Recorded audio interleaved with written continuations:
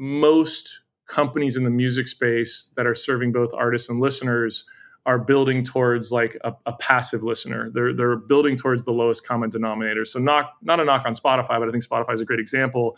Their core business model is you and I and listeners just like listening to a song and saving it to a playlist and paying $9 a month or so for subscription. Mm-hmm. In that model, there's no need for them, and they're not pushing, though they have some programs, they're not pushing to optimize, nor are they, in my opinion, really capable of optimizing for fans of musicians who are one level above a passive listener all the way to super fans. Hey there. Thanks for tuning into this week's episode of When Life Hands You Lennons. I'm your host, Lennon Seahawk. This week, the CEO of HIFI Labs, Joe Barham, joins me on the show.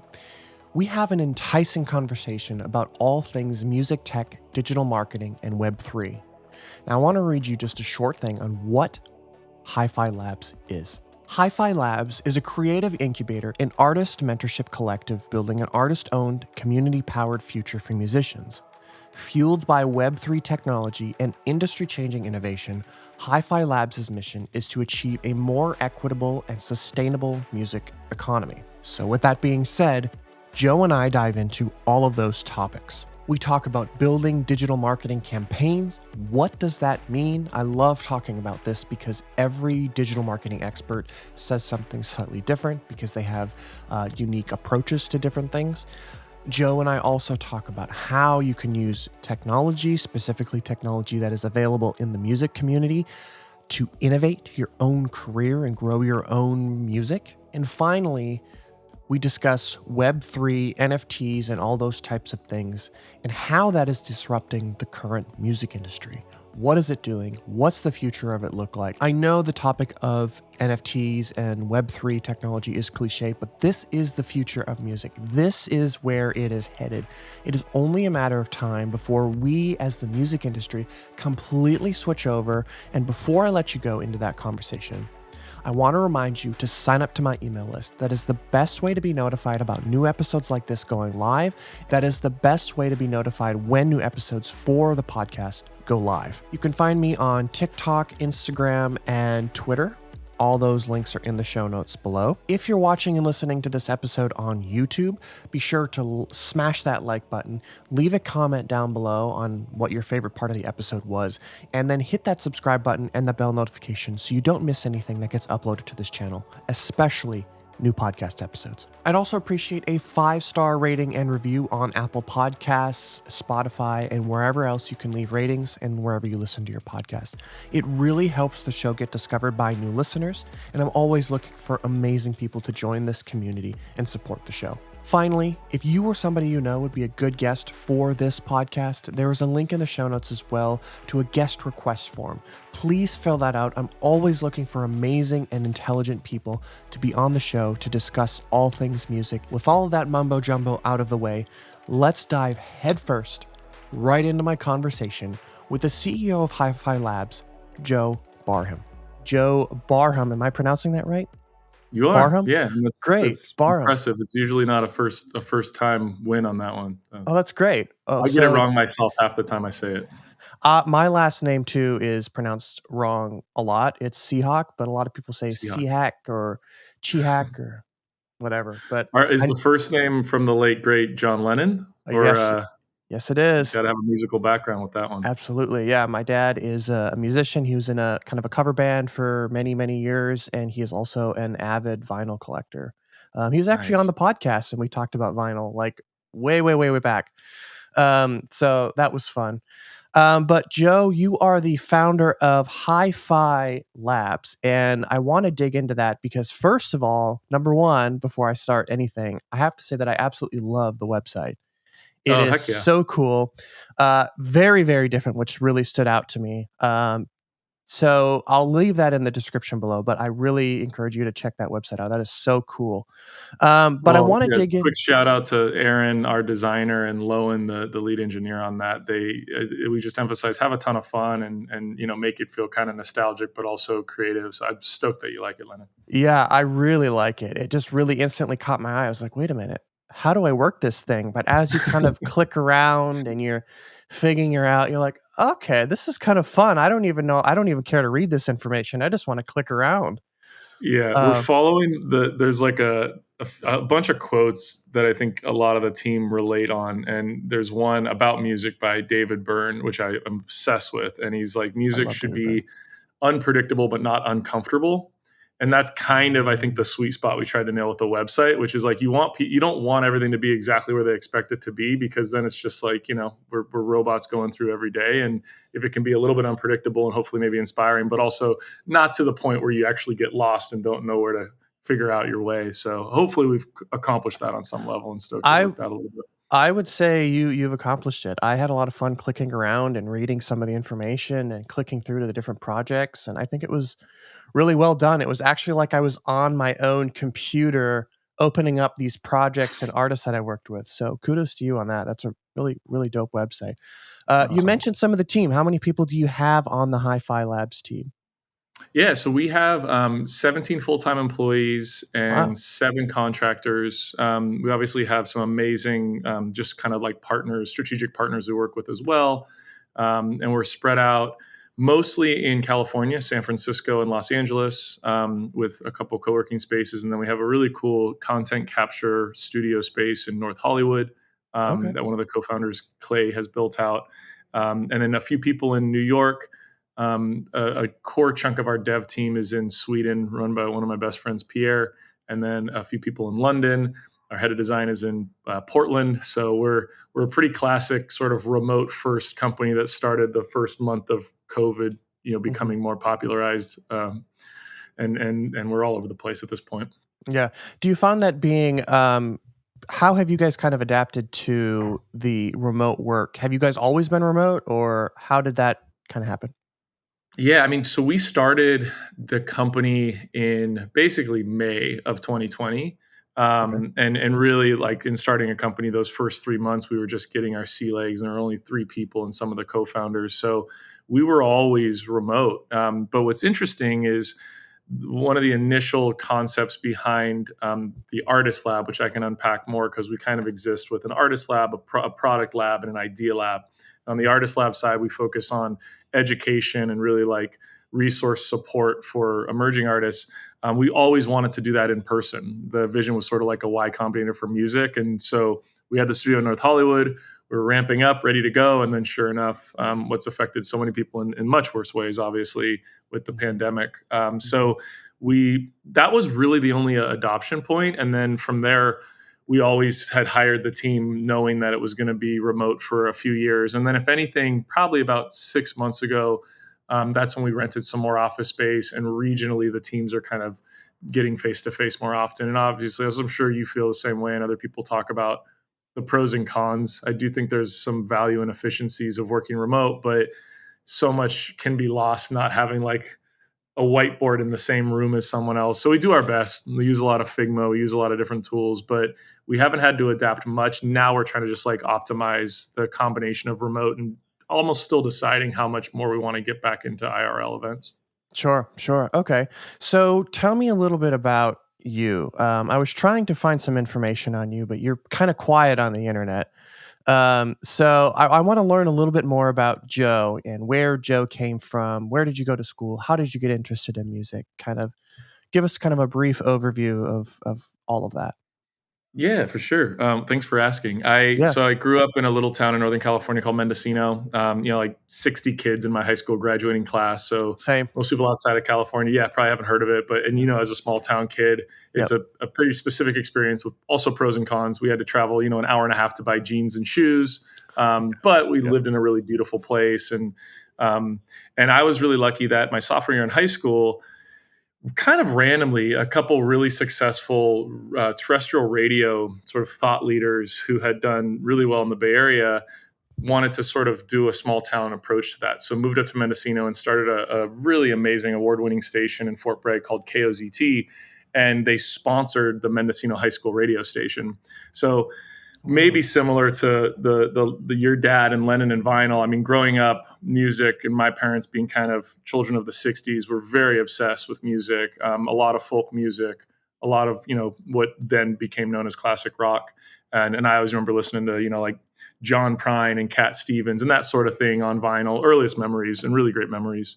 So I was always inspired by music, and then got more into like Led Zeppelin, and then sort of found my own way, which was more like indie rock and Radiohead and stuff like that, and then some hip hop. And basically in high school just had the opportunity when I was 15 years old to play whatever I wanted on the radio. And granted, there's like two people listening, but in my head I didn't really know that, and it felt like I was broadcasting to the world. And eventually, even my senior year, it was already early days of doing some like online streaming. So it was really interesting just to be able to like curate and share music. And that was, I would say, sort of the beginnings of my real deeper interest in music, and then as it could relate to a career. So like the short version is I went to college in Santa Barbara for 2 years, still kind of did general education, and then transferred to SF State to dig into radio and really revisit that passion that was created in high school tied to music. Had a college radio station, started interning at a radio cluster owned by Susquehanna that was then sold to Cumulus, and that was a station called KFOG, which now is a sports station, but it was also 1077 The Bone was the station I started working for. They Cool. started playing new music. I hung around long enough to be their music director and DJ, and then eventually program director for a few years, and learned the ins and outs of that whole world, and was really fascinated by it, but also felt, being in the Bay Area at that time, having friends who were like in the early days of Pandora and really testing out ways in which technology can optimize music distribution. That inspired me to get into tech. And then, without going into great detail, bounced around to all sorts of different technology companies, large and small, in the Bay Area, and sort of advising a lot with early strategy around music. And then eventually that led me to a company called Star Maker, which did some really cool mobile applications for like the voice. And then that landed me at a company called Patreon, which was probably the closest thing I could ever imagine to a dream job, because it felt like they were really trying to solve the problem of creating a more equitable creator economy for the creators themselves.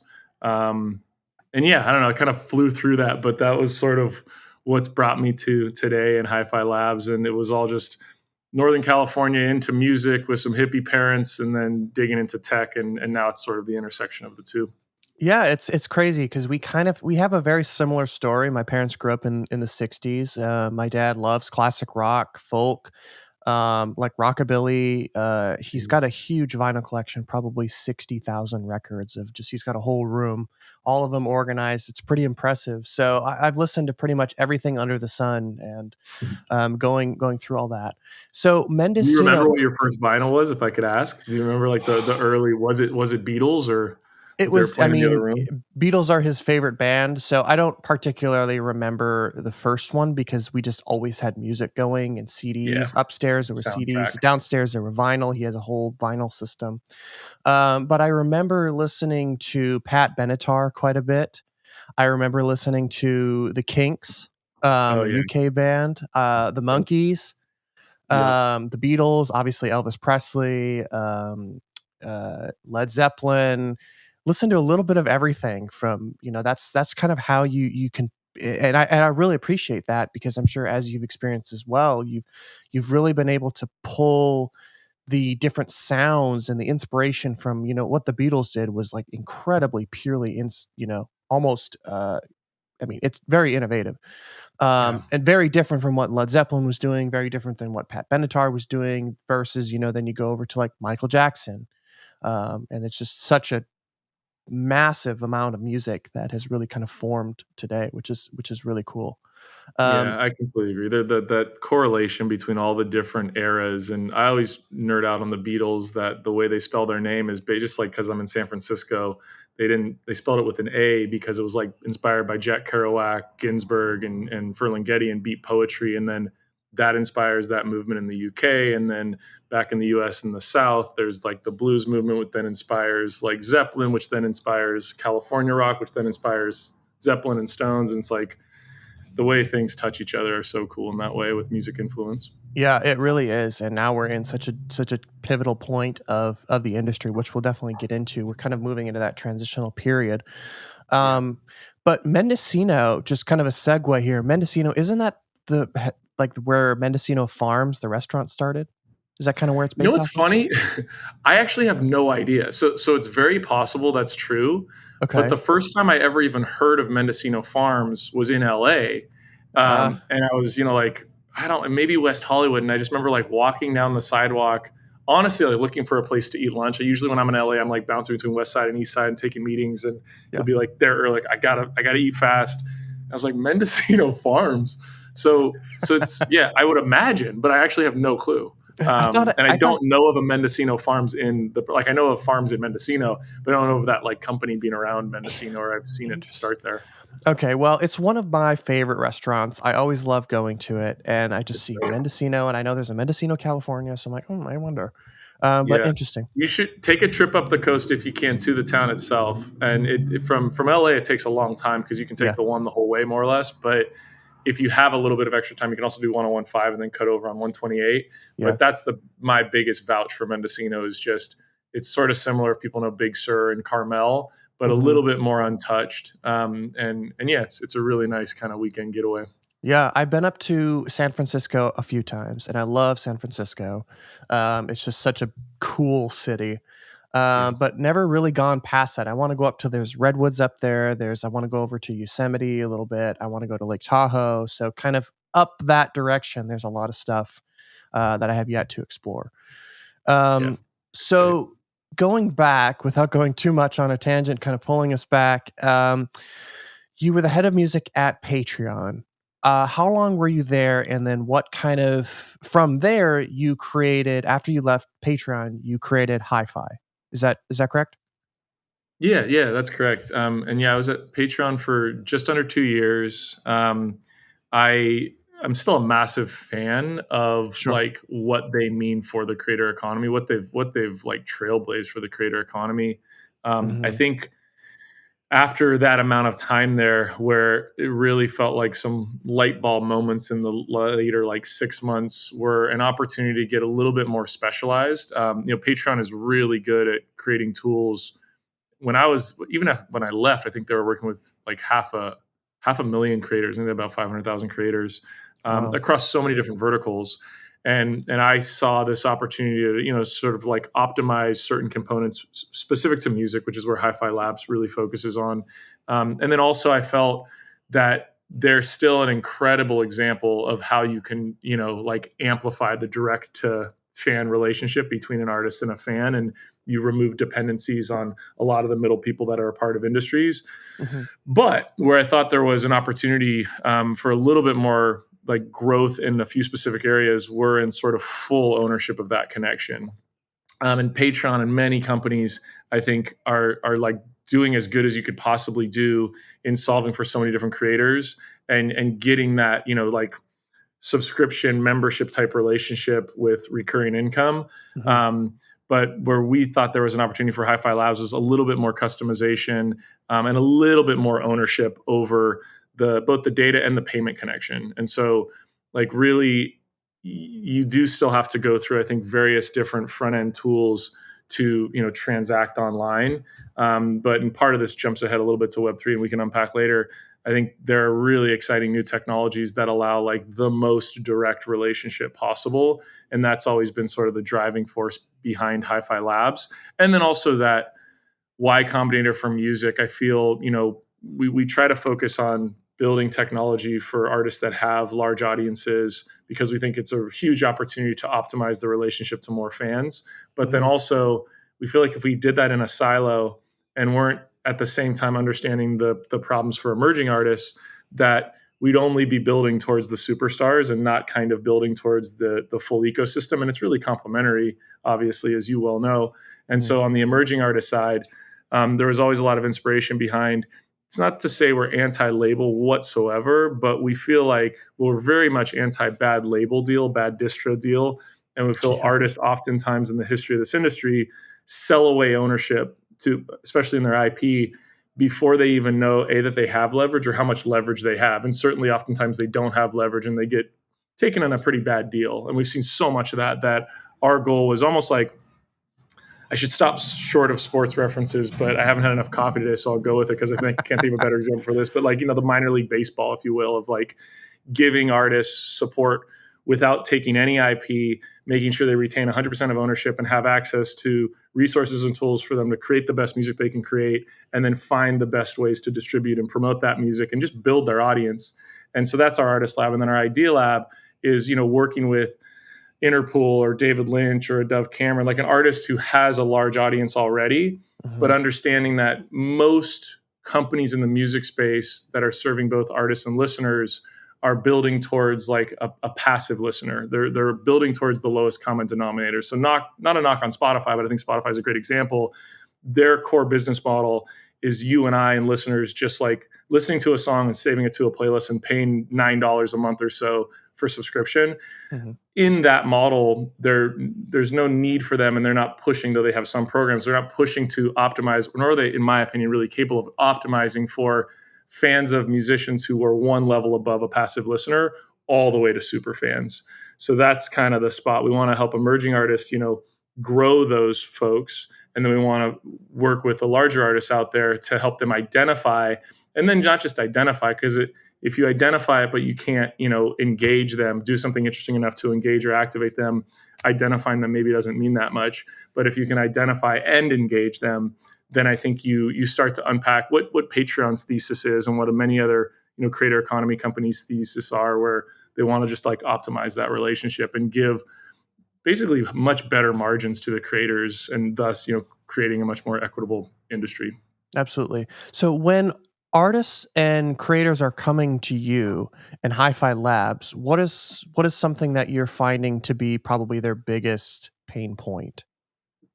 Yeah, I think it's such a good question. So definitely on the emerging side, we have sort of a mental health program, and I really stand by that because I think that's like I an love that. underlying component that everyone in the world can gain a lot from. But what I found is on the emerging side, they barely have enough time in the day to focus on being able to create their own art and have the funding and have the time to market it and promote it. So it's interesting that I think you want to think about like sustainable educational support systems, and we certainly acknowledge that. But what I hear from artists and what we see personally on the emerging side is really just like how do I finish this, which is finishing the song, and then like how do I find people who want to listen to it? Like where do I find fans? I mean, the objective truth around there being 100,000 songs released every day is cool because like Lennon and Joe could write a song in the next 5 minutes and distribute it globally.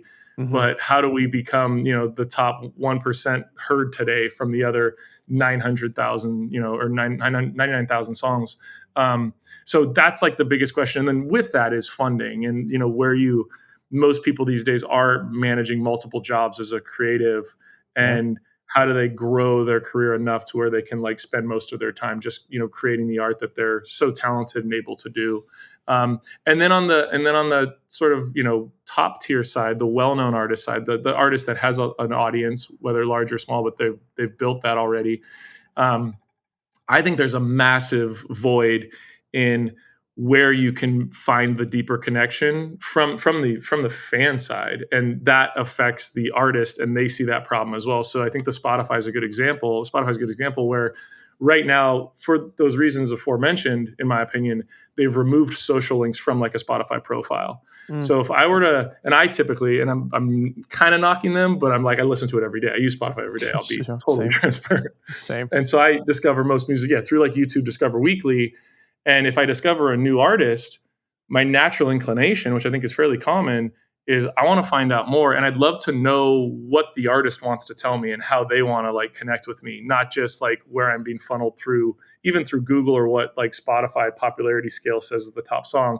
So in Mhm. Spotify, I can't even like click on the like user profile. I can't link out to anywhere. So I then will probably, and most people will probably go to Google.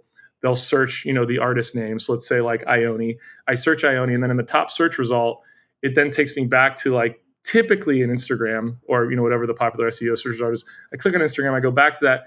I naturally go to the LinkedIn profile to still try to find like what's the bio, what's the story the artist wants to tell. And the LinkedIn profile usually sends me to a link tree where the top result is Spotify. And I'm like, oh my God, like I started at Spotify. I'm just Yeah. trying to go a little bit deeper. And now I'm in like a loop. And so we've tested this out with so many artists that we work with and artists that we don't. And I can vouch.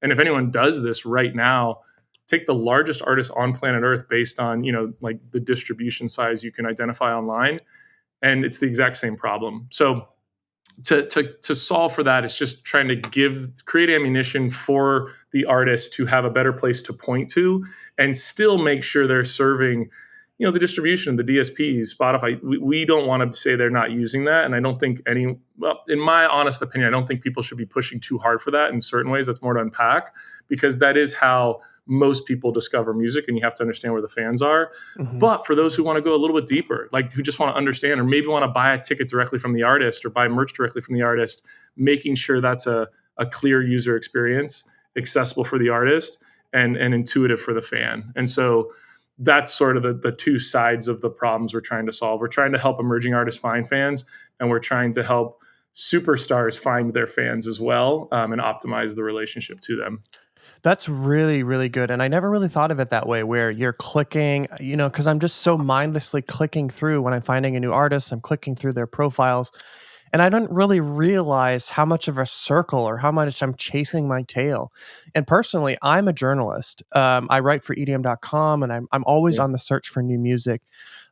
So when an artist sends me this, and I'm trying to, like you said, trying to find this information, because if you just send me a SoundCloud link or a Spotify link, that doesn't tell me anything about who you are. What am I supposed to write about? What's your story?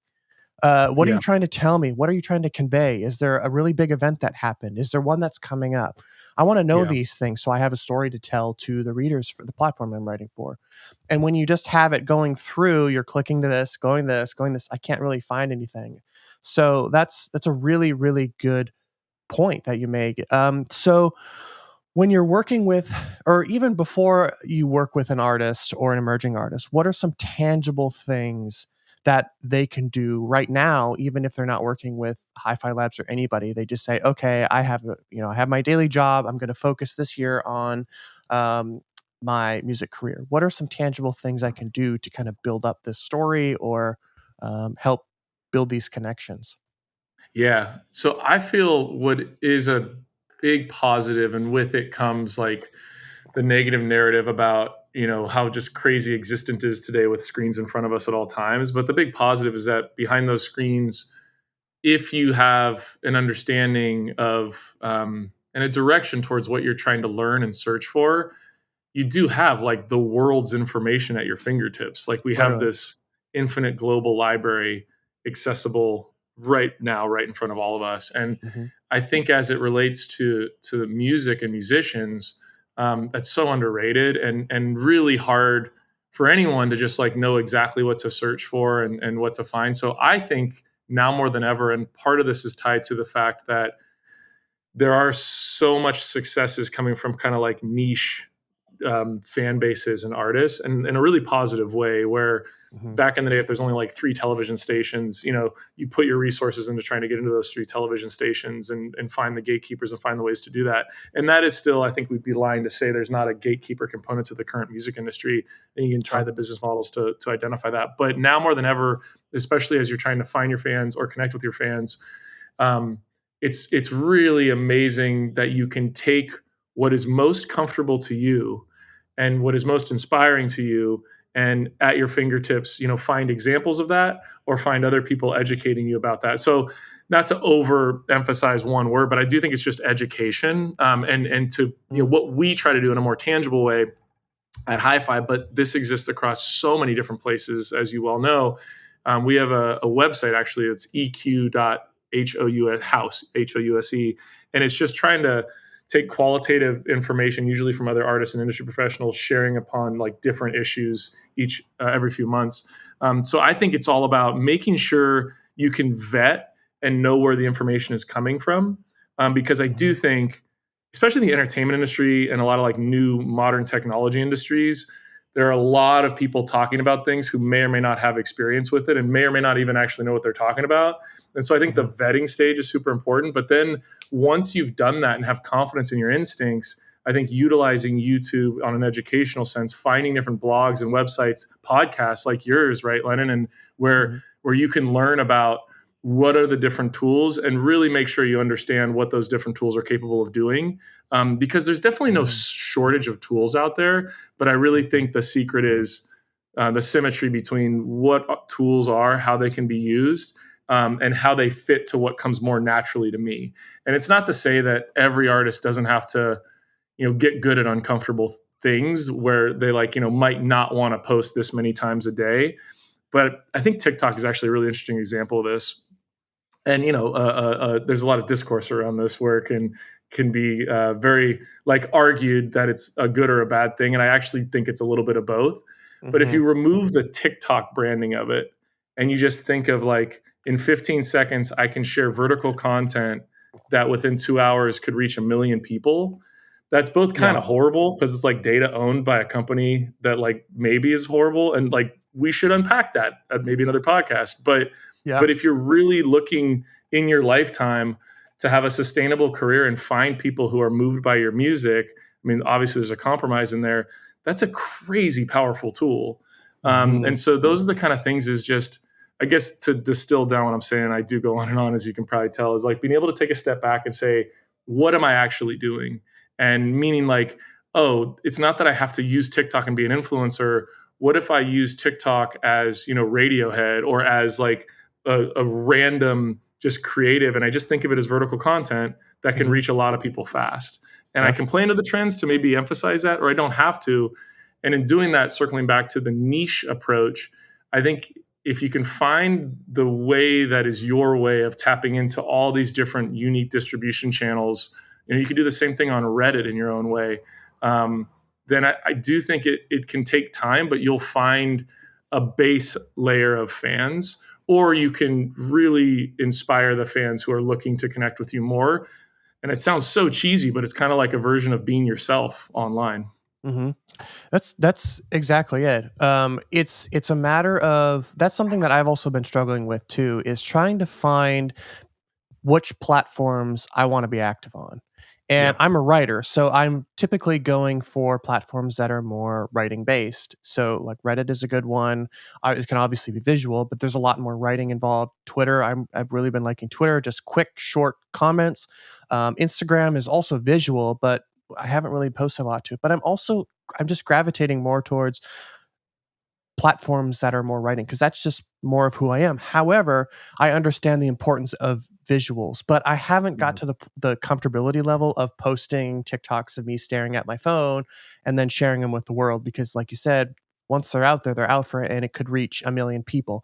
And my message, while I think is good, it could be bad to some people, and I Mhm. don't know if I'm prepared for that. So finding the right platform or platforms is the best thing for artists, is what you're saying. And understanding that artists don't have to be on every one of them, because I see a lot of artists and musicians and bands thinking like, okay, we're starting a band, now we have to sign up for every social media platform there ever existed, and we have to start creating content. Like, that is overwhelming. That's not going Yeah. to happen. I can guarantee you don't have Yeah. the team big enough to do that. But if you can say, okay, I want to do TikTok and Instagram reels, and I want to post 2 times a day or once a day for the next 30 days, that's Mhm. doable. That's doable. That's more I digestible. yeah, it's so fully aligned there. And I mean, I think one way we always sort of talk about it too is it's it's most common to be reactive towards the platforms, and that is trend Yeah. setting. And obviously there's no lie, or it's I would say also an objective truth that finding the right ways to tap into certain trends will increase your chances of exposure. But beyond all that, I think it's all about knowing you, knowing the message, the narrative, the story you want to tell, like we were earlier talking about, the art you want to create, and lean into that. And then you're being proactive, and you're still utilizing these platforms, which could change every month. I mean, Be Real is a really interesting example that I feel like my boomer perspective is that it's faded a little bit in the last 6 months, but a year ago, a lot of people were starting to utilize that, but they had a limitation to 1,000 people. And I think the company was optimizing for not doing like an influencer network, but Mhm. it's going to constantly change. And an analogy we've used is, and this will age me again, but do you remember laser discs? I don't know if anyone else listening was going to remember laser discs. I think very, very, very young, very young. It's a great analogy. It's doesn't make, but so imagine like a giant CD. And so you Uh, had VHS back in the day, yeah. and then you had DVDs were not yet developed, and there was a technology in between the two called a laser disc, which was like a massive CD or DVD, and it was mostly used for film. And I think the example is that, within like a 3 to 5 to even 7 year span, you have evolution of like the media or the technology or the hardware Mm-hmm. that is used for distribution and consumption of media, of music, of art. And what's the correlation I'm going for here is that laser just didn't catch on. If it did, there'd be an entire industry that caught around that, and then DVDs caught on, and all the artists and their labels and their partners and the distributors had to like get really good at how do I distribute VHS, and then how do I distribute DVDs? Is it the same? Not too complex because it's literally similar places, but Mm-hmm. an entire evolution of how that media is distributed, and then it goes online. Now you have not just it being online, but how you can consume it online and what platform you're going to listen to it. And rather than it being 3 to 5 to 7 years of the evolution of a new technology and a platform, this is happening within less than a year or months or even weeks and sometimes days, where a new way to find audience exists and a new way to distribute your music exists. And so that's, I think, both as a company and what we recommend to artists. Yes, it's like getting good at certain platforms, but it's almost like getting really good at being yourself. Like if you want to be a live artist, touring might fault for a couple years because of COVID or other reasons, Mm-hmm. but you can then use a different platform that is live streaming. And how do you present your ability to perform and inspire people in that? And that goes way beyond the technology. And our kind of process at HiFi is we want to be really good at the technology. So the artists, if they're getting really good at understanding how to tell their story, to our earlier points, like forget about how it's being distributed. How Mm-hmm. can you tell your story to the best of its ability? Mm-hmm. Then we're your partner to say, okay, here are 5 options for technologies, and here are 5 ways to interact with those technologies that we think align most effectively with the way you want to tell your story. And so they don't have to worry as much about that. I mean, ideally, and we have a product called Music OS that is still at an alpha stage, but that's exactly the intention behind.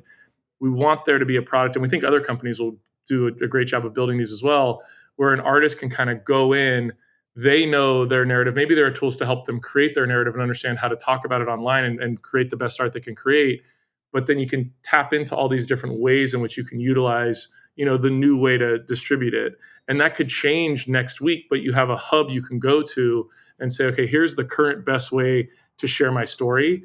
Mm-hmm. But now when a new technology comes in a week, it's composable enough that I can stay in the same place and have it distributed in a new way that is brand new and week. And I always have to like catch myself before going down the rabbit hole of Chat GPT and Chat 3 and 4 and AI.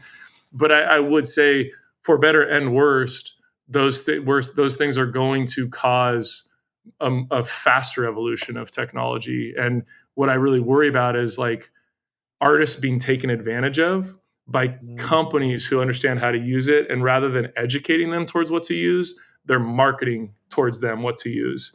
And that has been, I think, a huge part of one of the deficiencies in the entertainment industry and certainly the music industry is a lot of artists and their teams find out about a tool that might help them, not through exploration and education and research and development, but through being marketed or bought out. And Mm-hmm. and thus you're not actually using the tools that help you tell your story most effectively. Absolutely. That's a good point. The chat GPT and all that AI stuff is getting really good. And everybody and their mother is starting an AI company. And it's getting really difficult to sift through what's real and what's not. I mean, people are writing music. AI is writing music. They're releasing it. They are writing blog posts. They're writing books. They're writing. I mean, they're using AI. So it's just constantly saturating the market. And I'm wondering if people are going to get a hold of these technologies and they don't know how to use them and they're going to use them incorrectly and actually damage their reputation more than if they learned how to use them properly and to use them in tandem with what they're doing rather than as the main driver of their business and their craft. Yeah. As a journalist, I definitely get scared of or nervous of how ChatGPT and all these AI word generation programs could theoretically write more accurate blog posts and news articles because they can scour the internet, pull the information, make sense of it, and churn out a blog post in 30 seconds. And that Mhm. is mind blowing and very scary. Um, it's terrifying, but it's also at the same time, this is where technology is going. So it's very, very Yeah. interesting. I'm like, I really want to see where this is going, and I want to get on the front end of it and learn how to use it so that I can start educating people how to use it and how I've been able to implement it in my business and whatnot.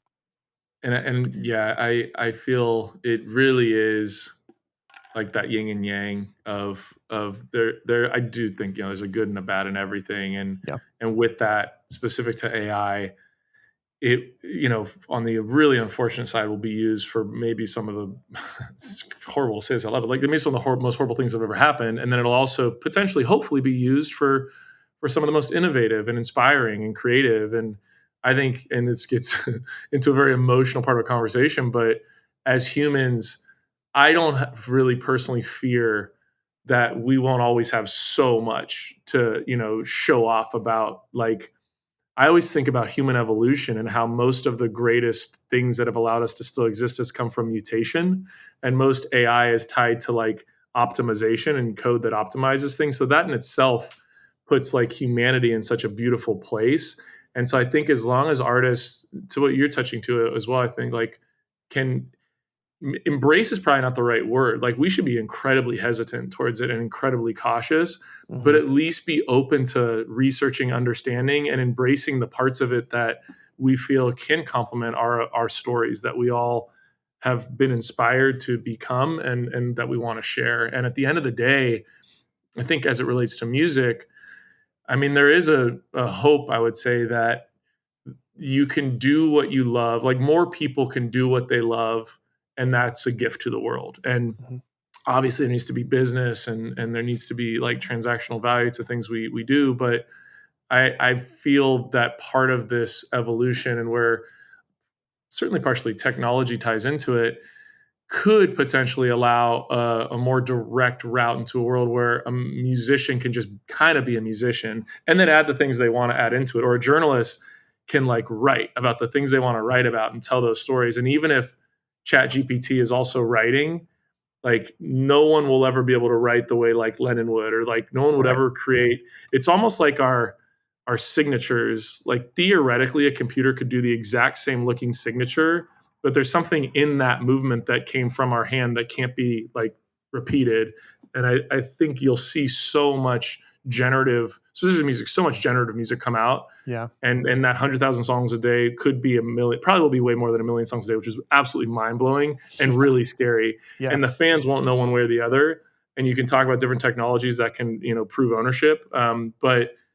But the that will shine a greater light, I would argue, on the artists who you can go down to your local bar, and like this sounds weird, they sweat on you a little bit. You're in the front row, you're shoulder to shoulder with your friend. Yeah, maybe you have an experience like that on Oculus, but there are so many things about humanity that I don't think will be like replaced. There'll be different versions of it, and the artists who can kind of embrace the components of that to help tell their stories, and the journalists and everyone else. Hmm. Um, it's a really interesting time. It feels like it's the beginning of a very new time, and I think that's really interesting in itself.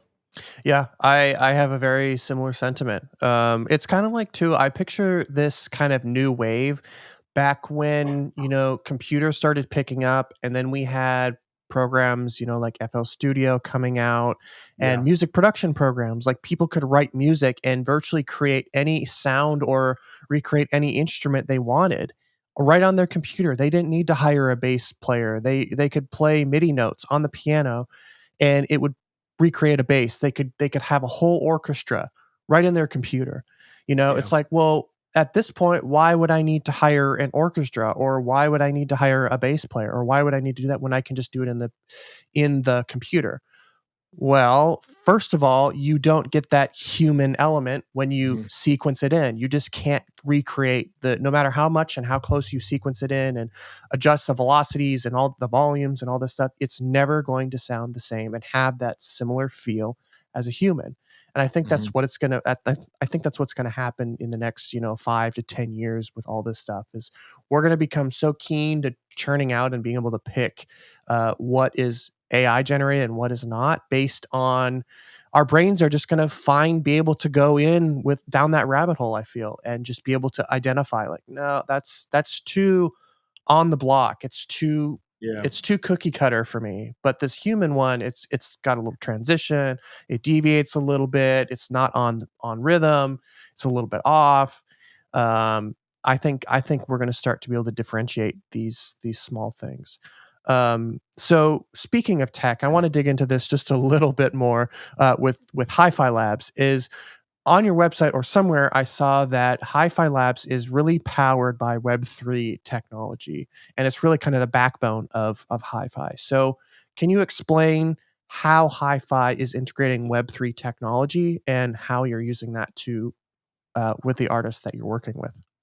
Yeah, absolutely. So, looking at the core problem, and two problems tied to one problem that we really feel a need to solve and contribute to the solving of, would be what I define as sort of empowering that direct to fan connection, which includes like finding that connection and Mhm. then like retaining it and amplifying it. And so part of the retention to that direct to fan connection, and we talked about that pipeline of going from Discover Weekly. Another good example of where this hasn't been optimized for is, I used to manage bands, and MySpace was the place you would actually initially, it was when I first started, it was just they had their website pretty much. And then MySpace came about and everyone would put, listen to my music on MySpace. And they had a network effect for discovery and it was really effective. And then Facebook came out and Bandpage built, a filter on top of Facebook so you could put music in your feed. And through these evolutions, your fans, the number one place you would send them to in those eras was MySpace and then Facebook. And so, as you know, and this kind of goes without saying at this point, a fan who follows you on Facebook, Facebook owns that information, that data. They're advertising and making money off of the connection of that data. And Mhm. if myself as the artist wants to tell those fans, hey, I'm going to be in your town, I'm going to be playing, the Independent or the Mercury Lounge in New York, you might filter through the noise on their feed and get lucky. But for the most part, you have massive budgets. And at scale, we're talking like millions, tens of millions, hundreds of millions of dollars that all artists collectively use to just try to reach the people who have said, I want to follow you, I want to know what you're doing. And not to knock on that, like, okay, fine, Facebook is a business, they have to do it. But at its core, that's always been crazy. And more than that, it's obviously a problem and it's not optimized. An artist should be able to have a way which, if they get to the point, which is really hard to do when you're competing with 100,000 songs to release a day, you get to the point where I find Lennon likes my music and wants to hear where I'm going to play next, know when I'm releasing a song, maybe buy merch, and I have to then continue to pay to make sure you even know, not even make sure you buy, but make sure you even know about me doing those things. And you're being advertised a bunch of other things completely separate from the art that I created and why that connection was made. Mhm.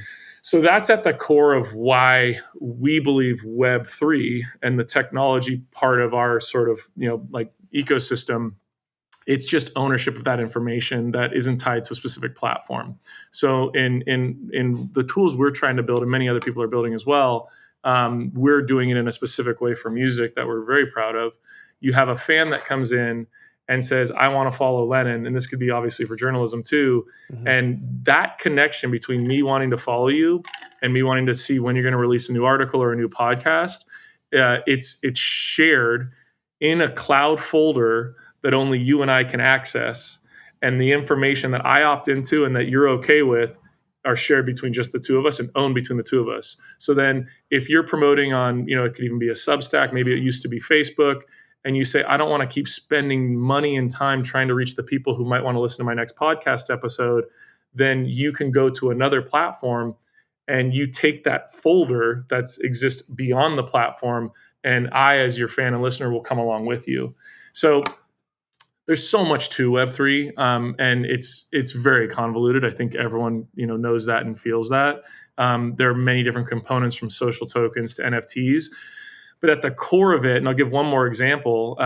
At the core of it is just shared ownership of information that empowers that connection between the creator and their supporter, their fan, their collector, whatever it may be.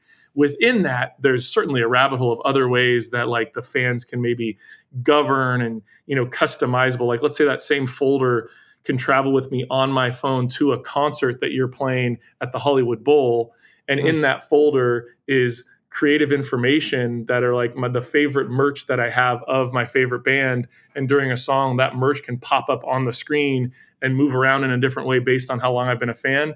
cheesy, fun, gamify, but things like that it can enable as just like a new creative way to interact. But I think, again, the core piece that's so valuable right now that hasn't really been solved for in the creator economy is just the portability and the composability of like shared data not tied to a specific platform.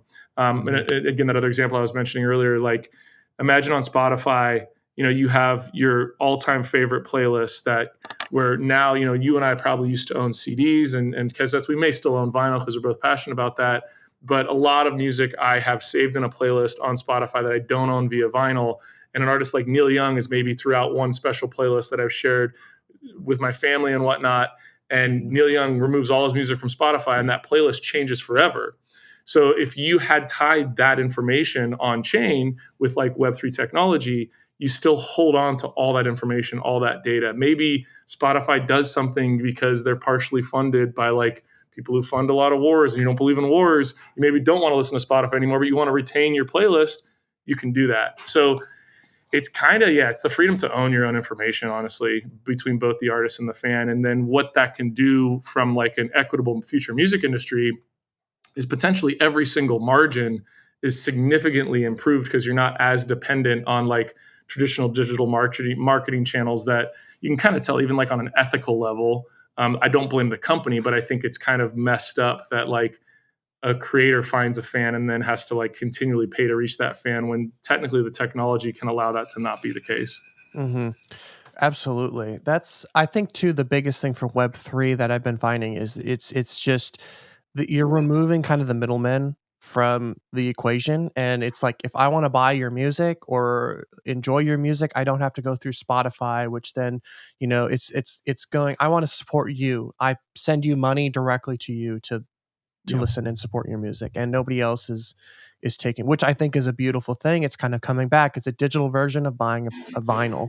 I mean, granted, Target and all those places would take a cut of the sales, but in a sense, you're buying directly from the artists, and then with those things they come with certain perks and whatnot.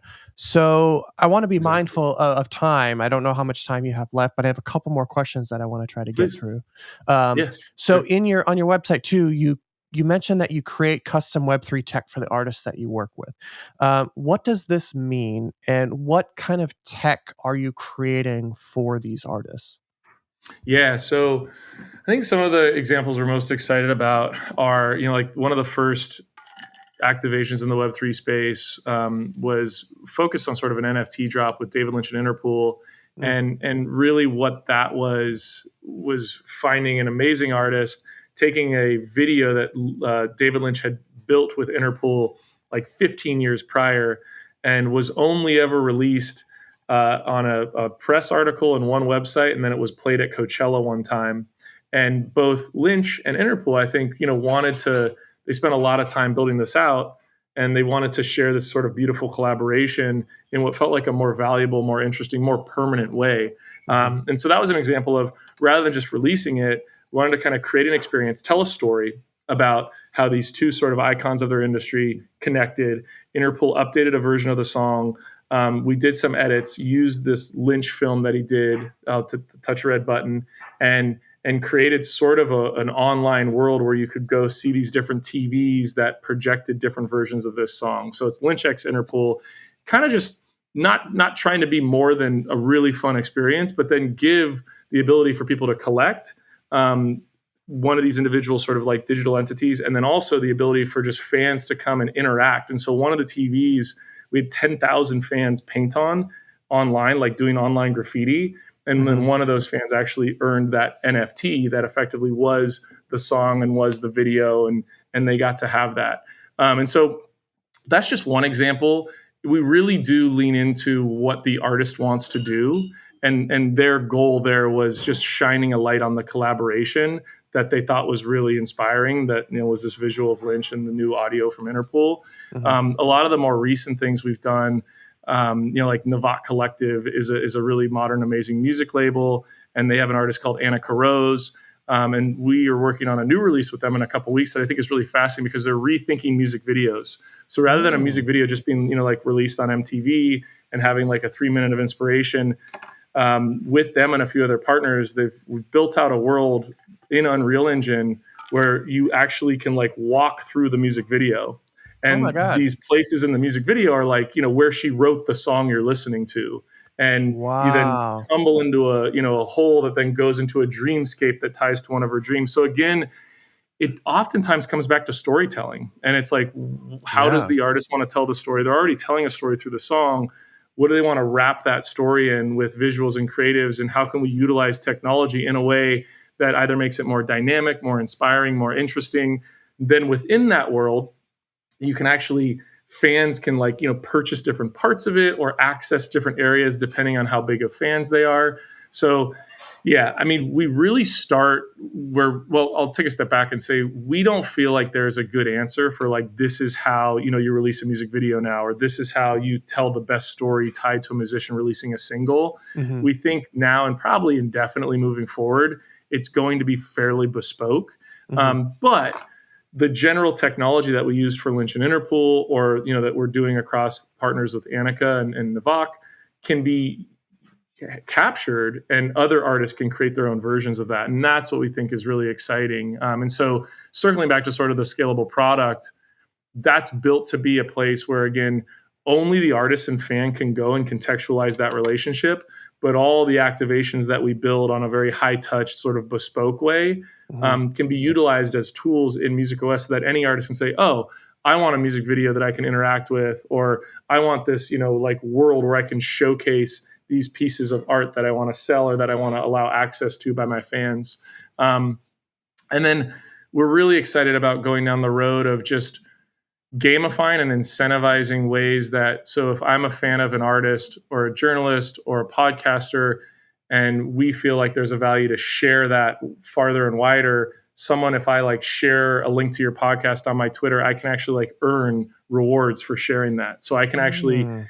say like, oh, you're a bigger supporter of Lennon because you shared this 5 times, and that obviously holds a lot of value. So it's almost like optimizing a street team, and making sure that the fans are getting something by supporting. Wow. Really good answer. I love that music video thing. That is really, really, really cool. But as you were talking about that, I'm thinking, well, as artists, there's a lot of artists that want to take that leap and that have that creative vision. Music and musicians and artists and bands are all just naturally creative people. And if they have the tools necessary, they can take and run with things and create things that are unbelievable. Yep. So as I'm thinking of this, okay, the tools are there, but to create a music video like that where people can wander and go in has to cost a lot of money, which is the prohibitive part of it. So how much does something like that cost, and how would an artist who, like, let's say for me, for example, because I'm a musician as well, I want to Yep. do a music video like that without spending $40,000 or more. How would I be able to accomplish something like this? What would the steps what steps would I need to take to accomplish something like that? Yeah, fantastic question. So this is what's maybe most inspiring about the moment in time. And you're exactly right. The first few activations, and I can't speak to the total cost, but is Sure, very close to sure. the numbers you're throwing out, like 100%. And Yeah, and that is such a top 1% of a 1% to be able yeah, to like afford that. yeah. Um, but I'll shout out a couple companies, or one that jumps into my mind. There's a company called DNA Blocks. I Okay. don't think this is fully. I mean, I think they're a very public known company, but they've done music videos that probably would look like a Marvel film almost. That would cost hundreds of millions of dollars. That they've already been able to create for hundreds of thousands of dollars. But then they're creating software that can allow people to create it for hundreds of dollars. And Mm. so, in the same way that you go 50 years ago, or when the Beatles were at Abbey Road, how much money they were spending with George Martin and Abbey Road, creating this freaking orchestra, which thank God they did, because it's unbelievable and it'll stand the test of I time. I bet You know, George Martin did that for free. He did it for yeah, exposure. that's fair. They weren't He was paying paid an him. He got some nice royalties, they probably. paid him an exposure. Yeah, yeah. But then, like, you could argue, and this is where I think, totally to your point, it might not capture the same magic, but there are certain things we can do on our freaking phones in our pockets that Absolutely. equal a similar level of audio capture quality, not performance and not the way in which energy is shared in the same room. But so with that in mind, as it relates to like a music video, we're very bullish about how the tools will be much more accessible and inclusive than they've ever been before. It's still iterating through that process. This to me does circle back, aggressively to AI. And there are, again, like ethical questions that every artist will need to decide on. Mm-hmm. But with a sentence right now, you can create like an Annie Leibovitz photo. Is that the right thing to do? I have strong opinions on both sides of that, and it leans towards no, not Annie. Annie's amazing and she should do it. But Mm-hmm. can you take inspiration from that and create a music video by writing a sentence? Like, yeah. And I would say within 6 months, you and I in 30 minutes could like type out a paragraph, like outlining a script of a music video, and that could be generated. Again, is that what you want to represent? Is that the right thing to do? Are your friends music video directors who you're screwing over? Yeah. And that's like the juxtaposition of this moment in time that I think is, again, very much good and very bad. But the access for an artist to be as creative as they can be and then utilize that to share it through channels that are for the most part free, it's I don't think we've ever been anywhere close to this before. And finding the right ways to understand what it means to do that, to be educated in how to do it, and believing in your narrative and your story to do it to the best of your ability in the Mm-hmm. way you want to show it off is Mm-hmm. is kind of what's beautiful. And you could take the angle of like, I want to like hand draw something, with a bunch of clip art and do it because I don't need to use fancy new technology, but you Mm-hmm. can still be creative and use those free distribution channels for the most part. Yeah, I think too when you said, you're screwing over your director, your art director, creative director. At the same time, it's like, no, because I can't afford to pay them anyway. So it's Right. like I don't have the money. Like let's say they charge $5,000-6,000 for a music video, which isn't an outrageous price. I don't have 6 grand laying around, and that's something that I need to spend. Taking the time. Plus, when you were talking about it, there's a company creating software that is, you're able to do it for, hundreds of dollars. But that's kind of the problem still. We're reliant on another company to develop something that we need to use, which is what we're Yep. trying to get away from in Web3. So the question still exists. How can I do a music video and have access to a team of people that can help me and guide me and use these tools so I Yep. don't have to spend the time, the hours, if not days, learning the specific program and learning how the AI interacts and receives feedback to create these music videos. Plus, maybe I just want to focus on the music and not have anything to do with the visuals. I just want to stand back and just basically tell people what to do. And nope, this needs to be fixed. I don't like this. I like this. I don't like that. Yep. So I think we're still kind of in that period of like, there are tools available and people can help you, but they're really expensive. So instead, use something that you can create on your own, but you're just going to have to spend a lot of time learning it. And that's, I don't know. I don't know how to feel about that. I think that's still kind of the problem that we're trying to get away from. But you have to start somewhere, and you can't just jump in and expect a team of 20 people to help you build out your entire career for the next 5 years. But you know there's so many things with the music business. Like as an artist, I have to learn about the business. I have to learn about royalties, all the different programs where I sign up to collect my royalties, registering the copyrights, understanding my legal rights and stuff like that, split sheets, and then registering with all these different companies and promoting myself. And it just gets overwhelming. And just throwing another tool in, saying, "Hey, this AI program can create a music video for you." Great, but I'm going to have to sit down and tinker with it to figure out how it works and all that stuff, which, may take Yeah. time, and time is money. And I totally agree. And I mean, that's where I do think there's a balance. And you mentioned this earlier, and I fully align with, like what instrumentation evolved into from what it used to be, and take a piano to a synthesizer, even though they're very different sounds. Like hundreds of years ago, you had to be incredibly wealthy to be able to even access or afford a piano, let alone, be able to record that piano. And Yep. now in our freaking browser, or, with some hardware we can order, I mean, that price is significantly less. And Yep. the scale of learning it versus like having a teacher or spending years in school, which is still incredibly valuable, I would say, actually. But you Sure. can find on YouTube, and you can find examples. And arpeggiators were invented that a lot of people love if you like electronic music, and can do some Yep. really cool stuff once you get to know how to use it. And so So I think you're absolutely right, and it's always an evolution and a progression. And people could argue, is it an evolution, or is it even a progression, or Yeah. is it just Yeah. like a new version of the same thing? But Hmm. I think where there is like a through line of truth is that it is cheaper, and it is more inclusive, and it is more accessible. And those are the things that I think make it a positive. It's still incredibly exclusive in a lot of ways. It still requires a little bit extra time and more creativity and time with the less money you have. And I agree. Like I don't feel like that's changing overnight, but I do feel a lot of inspiration and potential behind artists who can be creative and definitely, to your point, still find a team of experts who Mm. understand new ways that you can move around information and move around pixels and express and tell the story you want to tell. Whether Hmm. that's publishing a book or writing a song, distributing those things, and Hmm. finding and building a relationship with the fans who appreciate it. Um, Yeah. and so, yeah, nothing changes about the methodology you have to create, the team you want to find, how you use the tools, the education tied to that. But the tools themselves and the access to global distribution is noisier than ever, but less limited than ever. And in that, it's a really unique time to be a creator, and Yeah. both, probably more competitive than it's ever been, but also more inspiring. Absolutely. Um, so kind of one of the final questions that I have is there's on the website, you mentioned there's decentralized engagement and community solutions is something that Hi-Fi offers.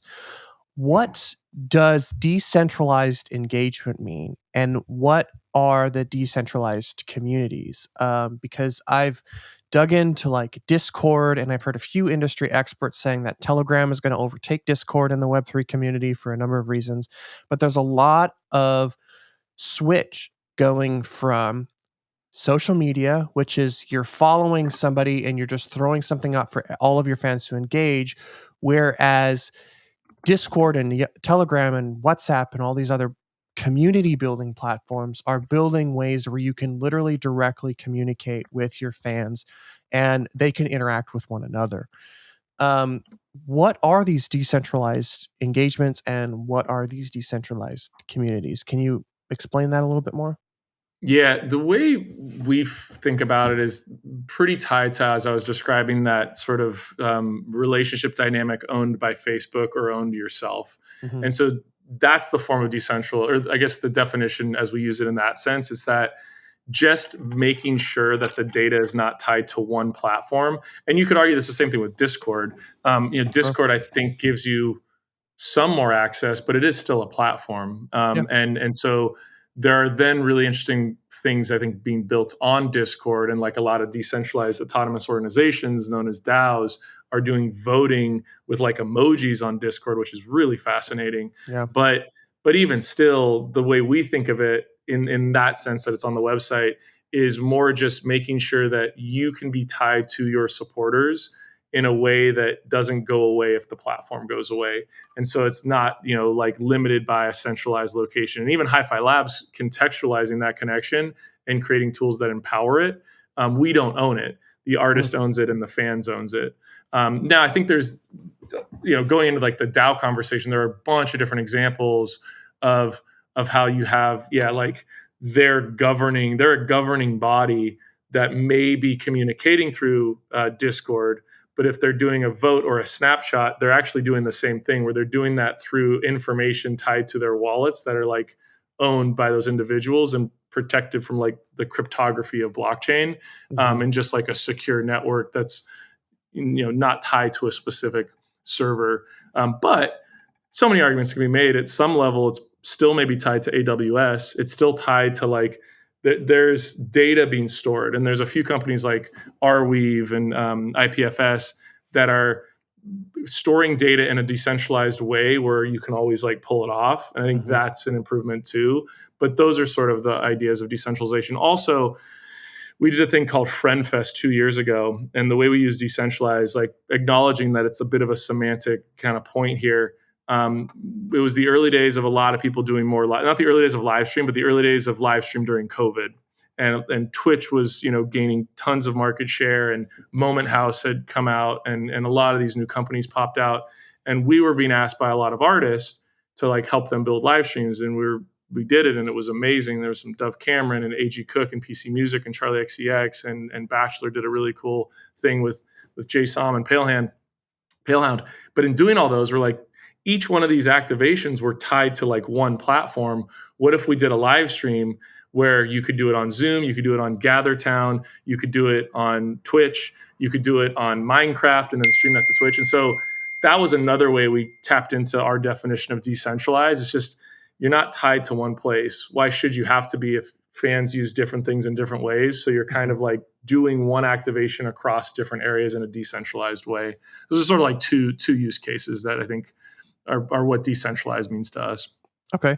And does HiFi work with creatives other than musicians? Do you work with journalists? Do you work with podcasters? Do you work with whoever, or is it strictly musicians? Yeah, it's strictly musicians. Our hope is that, well, I shouldn't say that. Like, our tools right now in the alpha form of Music OS are available to everyone for free. Um, and we're building for musicians because that's our expertise. Sure. And we've built our team in that way and feel confident around that. I would hope that a lot of the tools would work for other creative verticals. Um, and if so, that would be incredible, honestly. But one of the issues I've seen at former companies is when you are trying to super serve a bunch of different verticals that are telling their stories in different ways, you can only focus on optimizing, one set of tools at a time, or a few sets of tools at a time.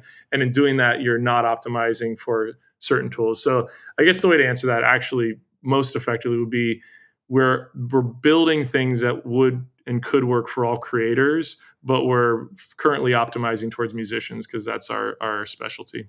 Sure. Okay, that makes sense. Cool.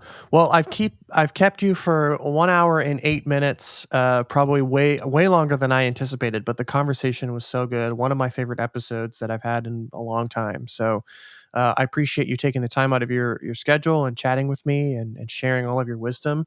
I think you're a really good speaker, by the way. You And just thanks, you Lennon. You're gave. an incredible host and Thank interviewer, you, and thank nothing you. much to say that. I really appreciated the conversation too. Yeah, yeah. You just everything you said was just really good points and really good information. And, I really appreciate all that insight that you had. So, before I let you go, how can the listeners and anybody watching and listening follow you and HiFi Labs? Yeah, thanks for sharing that information. So, HiFiLabs.co, you touched on it earlier. That's our website. Any way to get a hold of us, there's a bunch of emails there. I'm not as active as I should be on Instagram and Twitter, but I do have a profile on Twitter called Neon Oranges. And that's probably the best like social way to get a hold of me. Honestly, shoot me an email at joe@hifilabs.co if you have any questions, thoughts. Also, shout at hifilabs.co are good ways to get a hold of the team. But you can see more of what we do, at hifilabs.co, and also across all social channels if you want to follow the things we're doing. All our handles, I believe all our handles are just at HiFi Labs. Cool. I'll find them and link them in the show notes as well for everybody to listen. But I really, before I let you go, I really recommend and hope everybody checks out the website because it is so much fun and really cool. Thanks so So much, Lennon. thank you again, Joe. I really appreciate all of your time and your expertise on this episode. And we'll definitely have to have you back for another episode. I'd love that. Let's do it. Oh, yeah, let's do it.